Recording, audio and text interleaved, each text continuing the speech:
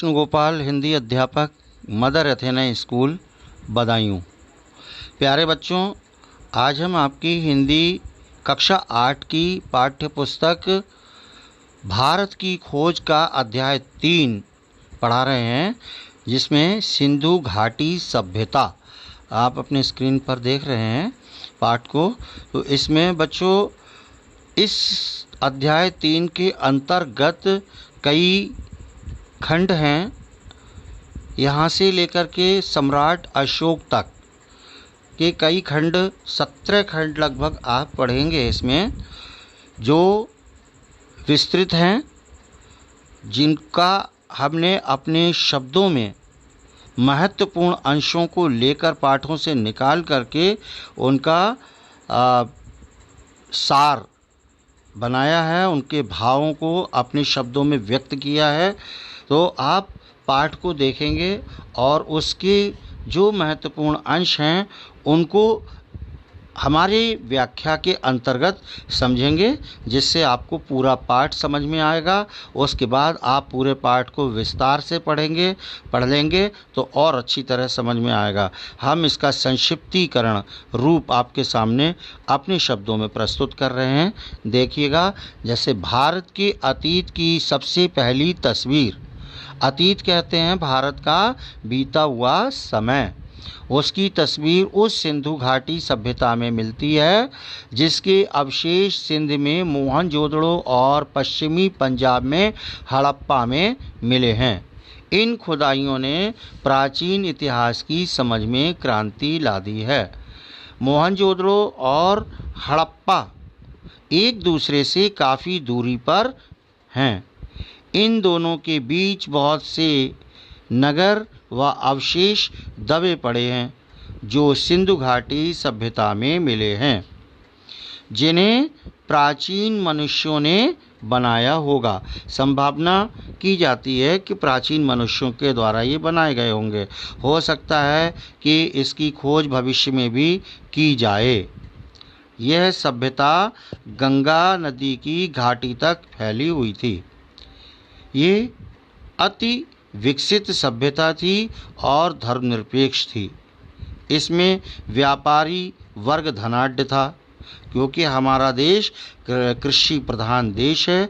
यहाँ पर प्रारंभ से ही खेती होती है, भूमि उपजाऊ रही है। तो मोहनजोदड़ो हड़प्पा में परंपरा और रहन सहन की, लोक प्रचलित रीति रिवाजों की, दस्तकारी की पोशाकें आदि की पोशाकों की छवि शामिल है। सिंधु घाटी की सभ्यता के उपरांत आप देख रहे हैं आर्यों का आना। सिंधु घाटी सभ्यता के ये लोग कौन थे और कहाँ से आए थे, इसका हमें अब भी पता नहीं है।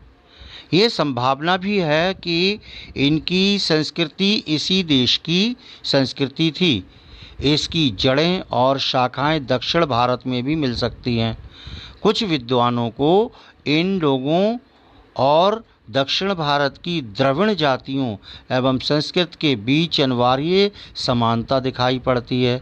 यदि प्राचीन समय में कुछ लोग भारत में आए भी थे, तो ये घटना मोहनजोदड़ो के समय से कई हजार वर्ष पहले घटी होगी। व्यावहारिक दृष्टि से हम उन्हें भारत के ही निवासी मान सकते हैं। यानी सिंधु घाटी सभ्यता के ये लोग कौन थे, कहाँ से आए थे, पता नहीं, पर इनकी संस्कृति इसी देश की संस्कृति थी। यदि कुछ लोग पहले भी आए थे तो मोहनजोदड़ो के समय से कई हजार वर्ष पहले, अतः हम उन्हें भारतीय ही समझते हैं और मानते हैं। सिंधु घाटी सभ्यता नगरों और गांवों को बहा ले जाने के लिए प्रसिद्ध है। अनुमान लगाया जा सकता है कि ज़मीन सूखने के बाद बालू की तह जमने, भूमि के ऊंची उठने से लोगों को ऊंचाई पर मकान बनाने पड़े होंगे। उपजाऊ होने के बाद भी ये क्षेत्र बाद में रेगिस्तान में बदल गया, जिसके कारण वहाँ की जीवन पद्धति यानी जीवन शैली भी प्रभावित हुई। बाद में खेतिहर पक्ष पर आर्यों ने जोर दिया क्योंकि वह क्षेत्र उपजाऊ था। अतः माना जाता है कि आर्यों का प्रवेश सिंधु घाटी युग के लगभग 1000 वर्ष बाद हुआ होगा। शायद ये कबीले और जातियों के रूप में भारत में आकर मिलती रही हों। आर्यों और द्रविड़ में काफ़ी मेलजोल हुआ, जिस कारण बुनियादी भारतीय संस्कृति का विकास हुआ।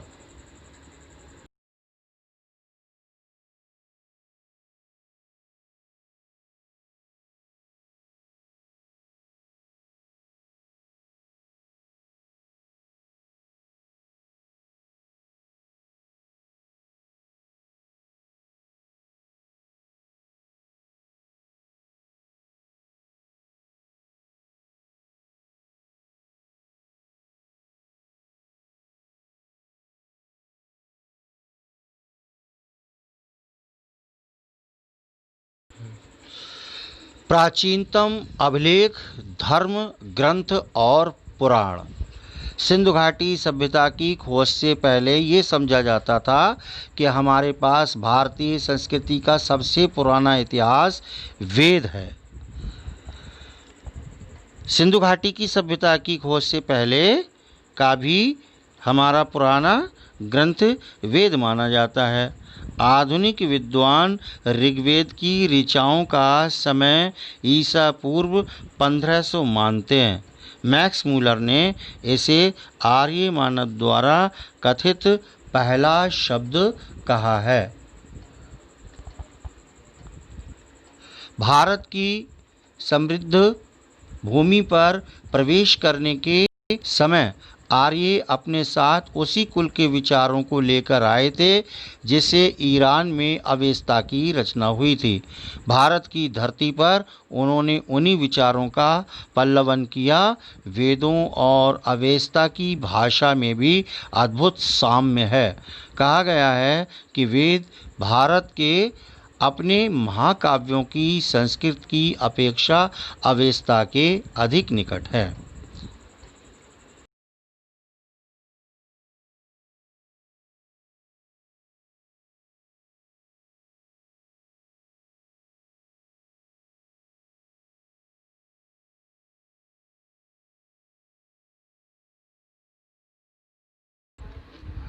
वेद, बहुत से हिंदू वेदों को प्रकाशित धर्म ग्रंथ मानते हैं।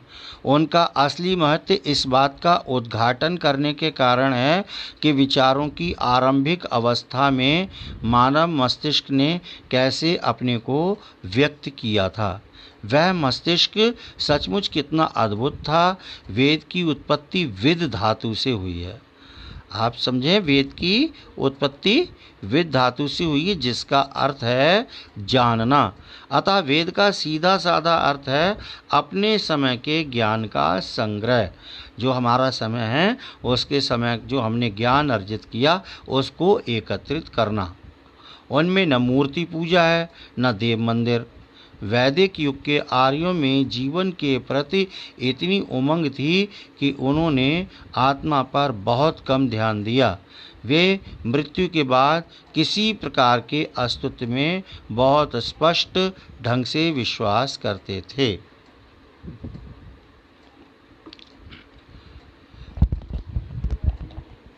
लोगों ने माना कि वैदिक संस्कृति की मूल पृष्ठभूमि परलोकवादी या विश्व को निरर्थक मानने वाली नहीं है।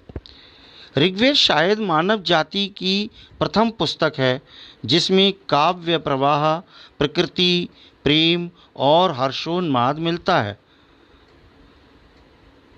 इस विश्व को परलोकवादी या इस विश्व को निरर्थक मानने वाली परंपरा उनकी नहीं रही है। लोगों में कला, संगीत, साहित्य, गाने, नाचने की कला, चित्रकला व रंगमंच सबका विकास हुआ।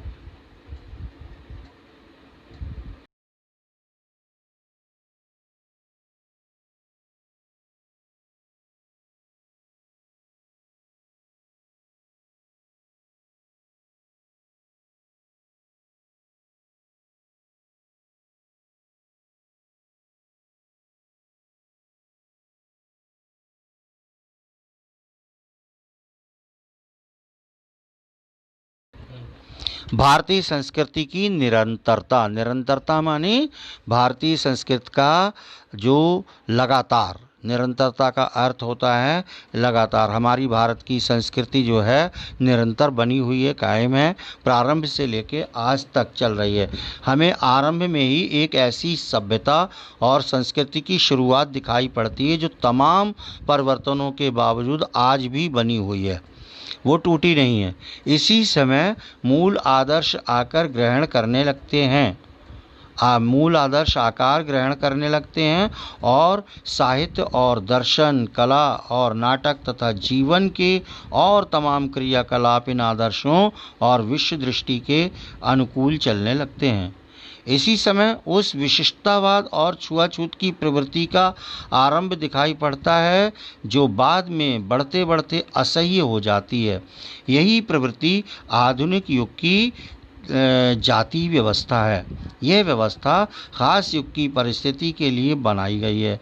इसका उद्देश्य था उस समय की समाज व्यवस्था को मजबूत बनाना और उसे शक्ति और संतुलन प्रदान करना, किंतु बाद में ये उसी समाज व्यवस्था और मानव मन के लिए कारागृह बन गई।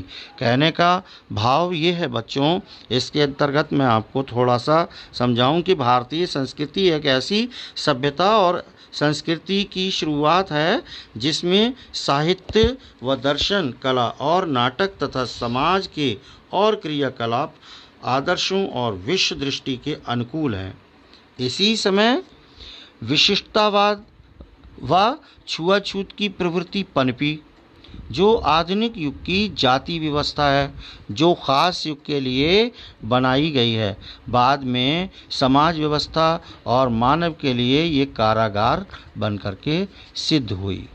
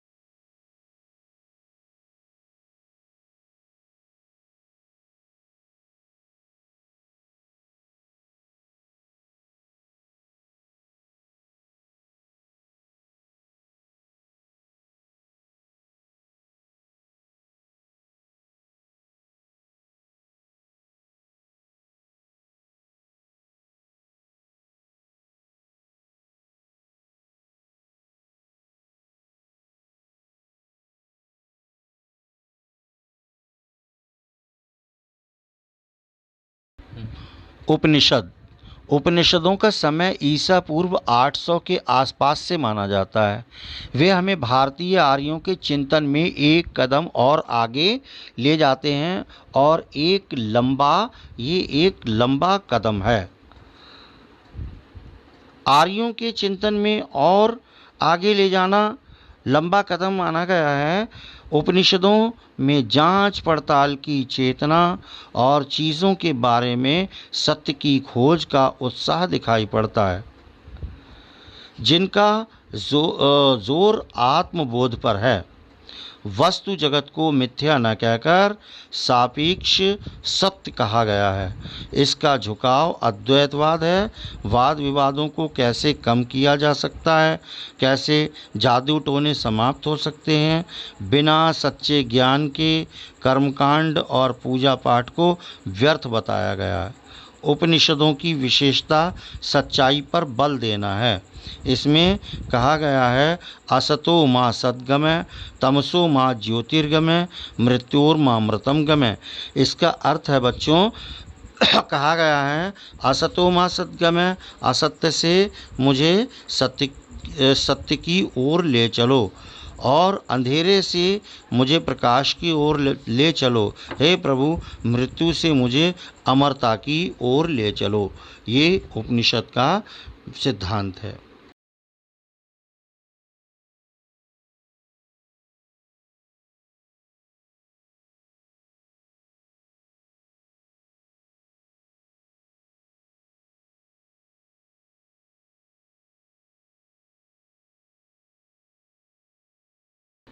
व्यक्तिवादी दर्शन के लाभ और हानियाँ।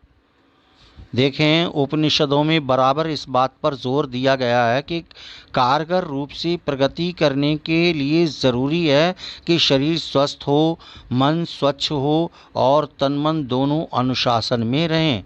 ज्ञानार्जन या और किसी भी तरह की उपलब्धि के लिए संयम, आत्मपीड़न और आत्मत्याग ज़रूरी है। इस प्रकार की तपस्या का विचार भारतीय चिंतन के सहज रूप से निहित है। गांधी जी के नेतृत्व में जिन आंदोलनों ने भारत को हिला दिया, उनके पीछे जो मनोवृत्ति काम करती रही है, उसके सही समझ के लिए इस विचार को समझना ज़रूरी है।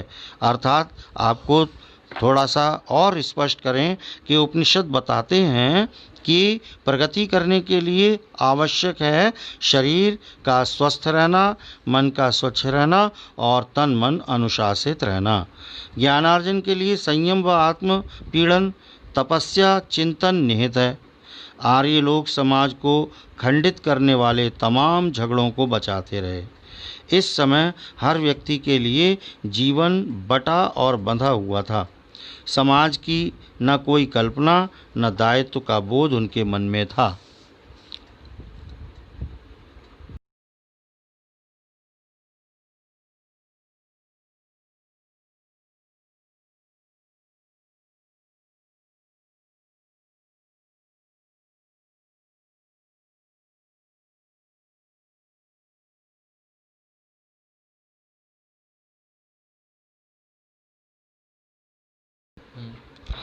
भौतिकवाद। हमारा बहुत बड़ा दुर्भाग्य है कि हमने यूनान में, भारत में और दूसरे भागों में भी विश्व के प्राचीन साहित्य के एक बहुत बड़े हिस्से को खो दिया है। ये शायद इसलिए हुआ कि इन ग्रंथों को आरंभ में ताड़पत्रों पर या भोजपत्रों पर लिखा गया था। कागज़ पर लिखने का चलन बाद में हुआ। बहुत सी प्राचीन भारतीय पुस्तकें अब तक भारत में नहीं मिली, पर चीनी और तिब्बती भाषा में उनके अनुवाद मिल गए हैं। भौतिकवाद के अंतर्गत मैं आपको बेटा और स्पष्ट कर दूं कि भारतीय दुर्भाग्य ये भी रहा है कि हमने यूनान भारत, ये कहना चाह रहे हैं, कहा है कि यूनान भारत और दूसरे भागों में विश्व के प्राचीनतम साहित्य के बड़े भाग को हमने खोया है। पहले ग्रंथों को ताड़पत्रों या भोजपत्रों पर लिखा गया था। कागज़ पर लिखने का चलन उस समय था नहीं, बाद में हुआ है। जो भारतीय पुस्तकें नहीं मिली, उनके अनुवाद चीनी या तिब्बती भाषा में मिले। भारत में भौतिकवाद के बहुत से साहित्यों को पुरोहितों और धर्म के पुराणपंथियों ने बाद में नष्ट कर दिया, उन्हें समाप्त कर दिया। उन्होंने हर तरह के टोने और अंधविश्वास की निंदा की। वे स्वयं को अतीत की बेड़ियों से और बोझ से मुक्त करना चाहते थे। उन्होंने वर्तमान पदार्थ को संसार को में शाश्वत माना, बाकी सब नश्वर है। मन एवं बुद्धि, बाकी सब चीज़ों का विकास बुनियादी तत्वों से हुआ। नैतिक नियम मनुष्यों के द्वारा बनाई गई रूढ़ियाँ मात्र बताई गई हैं।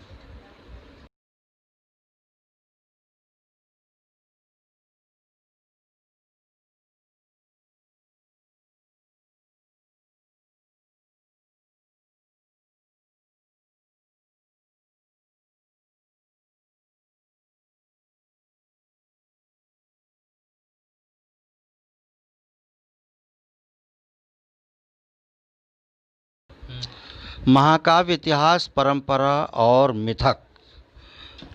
प्राचीन भारत के दो महाकाव्यों रामायण और महाभारत ग्रहण करने में सदियां लगी होंगी। इनमें आर्यों का भी वृत्तांत है, जब वे अपनी स्थिति मजबूत कर रहे थे। भारतीय पुराकथाएं महाकाव्यों तक सीमित नहीं हैं। उनका इतिहास वैदिक काल तक जाता है, जो वीरगाथात्मक है, जिसमें वचन पालन का उपदेश है। बलिदान की शिक्षा भी इनमें शामिल है। तब चाहे कुछ भी हुआ हो, पर हम उन पर विश्वास तो करते ही हैं। भारतीय इतिहासकार न होने के कारण हमें आज तिथियां निश्चित करना तथा कालक्रम निर्धारित करना कठिन हो जाता है। कल्लड़ की राजतरंगिणी प्राचीन ग्रंथ है जो इतिहास कहा जा सकता है। कश्मीर का इतिहास रचना 12वीं शताब्दी की है।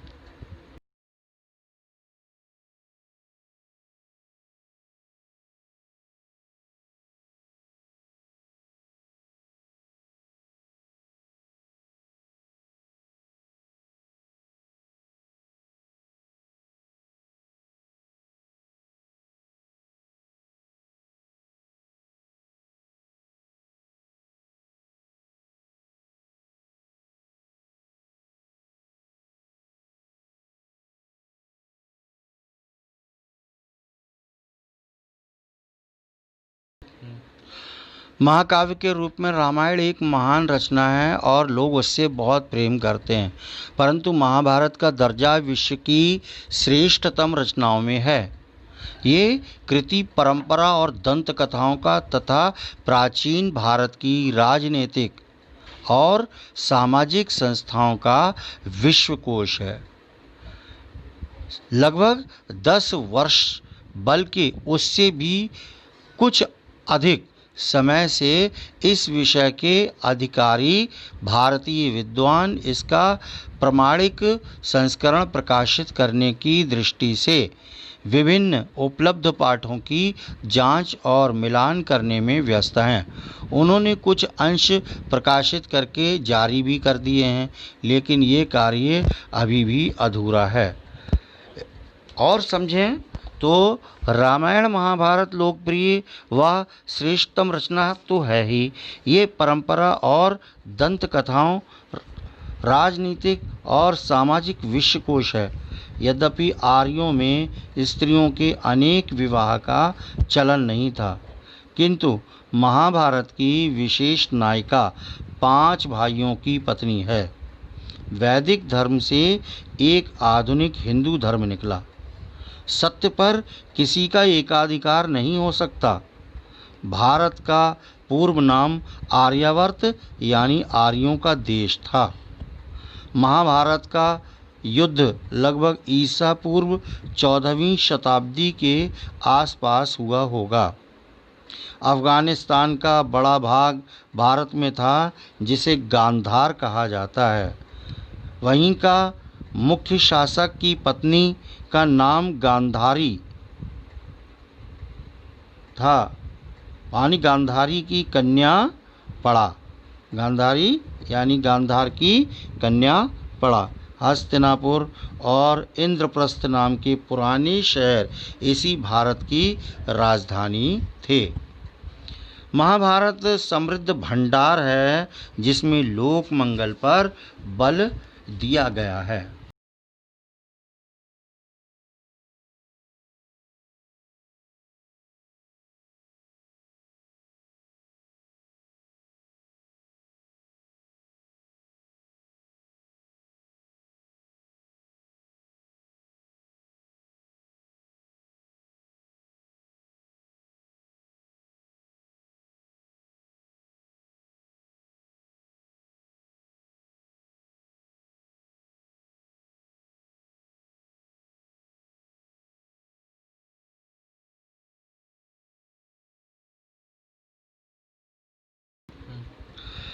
भगवद गीता महाभारत का छोटा सा अंश है और 700 श्लोकों का काव्य है।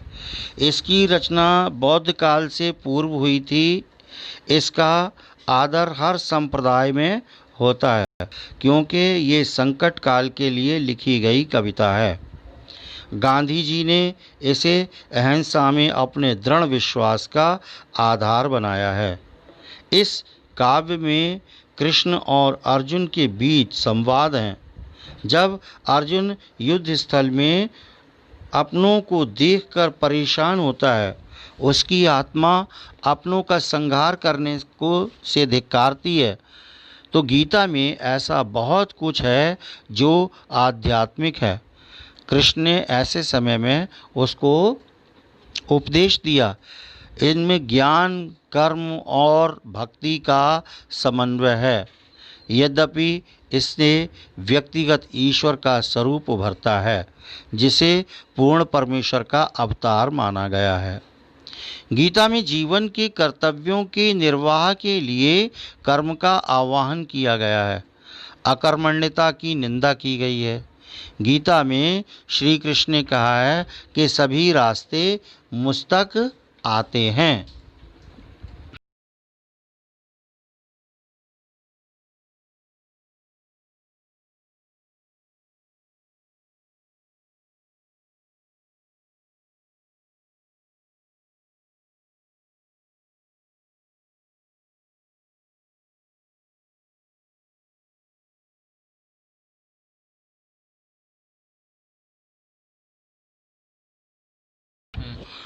प्राचीन भारत में जीवन और कर्म। बुद्ध के समय से पहले का वृत्तांत हमें जातक कथाओं में मिलता है। इन जातक कथाओं का वर्तमान रूप बुद्ध के कुछ समय बाद का है। जातक कथाओं में उस समय का वर्णन है जब भारत की दो प्रधान जातियों द्रविड़ और आर्यों का अंतिम रूप से मेल हो रहा था। कहा जा सकता है कि जातक पुरोहित या ब्राह्मण परंपरा तथा क्षत्रिय का शासक परंपरा के विरोध में लोक परंपरा का प्रतिनिधित्व करते हैं। अर्थात बुद्ध के समय से पहले का वृत्तांत हमें जातक कथाओं में मिलता है। इनमें तब का वर्णन है जब द्रविड़ों और आर्यों का अंतिम रूप से मेल हो रहा था। जातक ब्राह्मण परंपरा तथा क्षत्रिय शासक परंपरा के विरोध में लोक परंपरा का प्रतिनिधित्व करते हैं। ग्राम सभाओं में आमदनी का मुख्य जरिया लगान था, जिसमें राजा का हिस्सा होता है। उसका भुगतान गल्ले या पैदावार की शक्ल में किया जाता था। ये सभ्यता कृषि केंद्रित थी। गांवों को 10-10 या 100 के समूह में बांट दिया जाता था, जिसमें एक गांव बढ़इयों का, एक लोहारों का था। इसी तरह सभी पेशों के गांव लगभग अलग अलग थे, जो शहर के पास बसे थे। शहरों में उनके विशेष उत्पादनों की खपत हो जाती थी। बदले में उन्हें दूसरी आवश्यक चीज़ें मिल जाती थीं। नदियों के रास्ते बहुत यातायात होता था। पाषाण युग के मिट्टी के पुराने बर्तनों पर ब्राह्मी लिपि के अक्षर मिले हैं। अशोक के कुछ लेख ब्राह्मी लिपि में हैं। ईसा पूर्व 6वीं या 7वीं शताब्दी में पाणिनि ने संस्कृत में प्रसिद्ध व्याकरण की रचना की। भारत में औषध विज्ञान के जनक धन्वंतरी थे। शल्य चिकित्सा पर सुश्रुत की पुस्तक है। महाकाव्यों के युग में विद्यालयों, विश्वविद्यालयों, वनों में होते थे, जो शहर के निकट ही होते थे। उनमें विद्यार्थियों को ब्रह्मचर्य का पालन करना सिखाया जाता था। फिर वे गृहस्थाश्रम बिताते थे। तक्षशिला विद्यालय मौर्य साम्राज्य के सूबे का मुख्यालय था।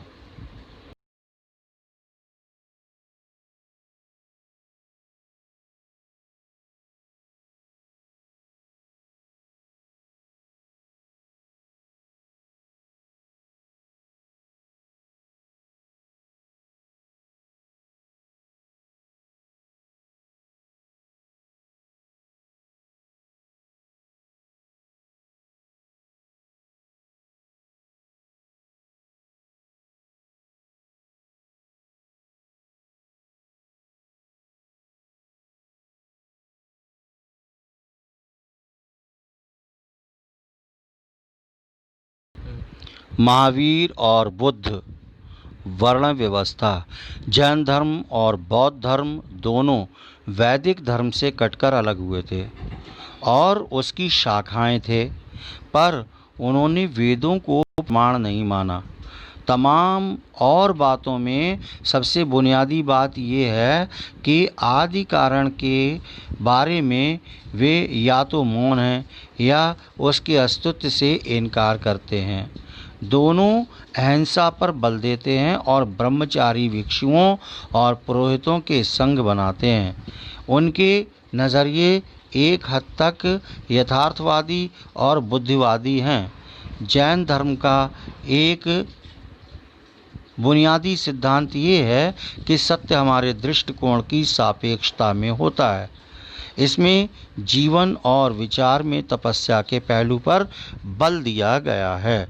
हम कह सकते हैं जैन धर्म और बौद्ध धर्म वैदिक धर्म से कटकर के अलग हुए थे और उसकी शाखाएं थे, पर उन्होंने वेदों को प्रमाण नहीं माना और दोनों अहिंसा पर बल देते हैं और ब्रह्मचारी भिक्षुओं व पुरोहितों के संग बनाते हैं। जैन धर्म के संस्थापक महावीर और बुद्ध समकालीन थे। बुद्ध की मृत्यु ईसा पूर्व 544 में 80 वर्ष की आयु में हुई। तभी वे बौद्ध संवत शुरू हुआ। बुद्ध का जन्म वैशाख मई जून के महीने में पूर्णिमा के दिन हुआ था।